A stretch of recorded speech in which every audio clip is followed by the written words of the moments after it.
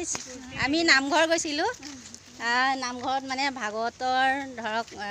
27-28 তাৰিখে ভাগৱত আছে মলমা পৰিছে তাৰ কাৰণেও মানে পাতিব নে নাপাতিব তাকে আলোচনা কৰিবলৈ আমি সকলোবিলাক গ'লোঁ এয়া পাতিব বুলি কৈছে পাৰি পাতিবলৈ মানে ধৰক মলমা হ'লেও মানে কি ভগৱানৰ নামটো ল'ব পাৰি আৰু চান্দাটো নিজে নিজে আহি পেলাই দি দিলে ভাল হয় আৰু নাই চান্দাটো চান্দাটো দিব বাৰু সকলোৱে চান্দা কিয় নিদিব ভগৱানৰ হেৰিত যেতিয়া ভাগৱত পাতিব কিয়নো নিদিব বাৰু আৰু পিঠা পনা আগতে যেনেকৈ পুৰিছে এতিয়াও তেনেকৈ দিব সকলোৱে পিঠা চিঠা বনাব সকলোৱে দিব ভাগৱত বুলি ক'লে কিমান ভাল লাগে নহয় জানো গাঁওখনে একদম শুদ্ধ হৈ যায় মানে গাঁওখন পবিত্ৰ হৈ যায় ন ভাগৱত বুলি ক'লে ইমান ভাল লাগে গতিকে সকলোকে অকণমান দেখাই দিলোঁ আৰু আমি কোন কোন আহিলোঁ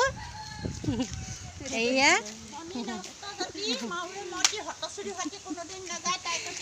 আজিলৈ আহিছোঁ সকলোকে বাই বাই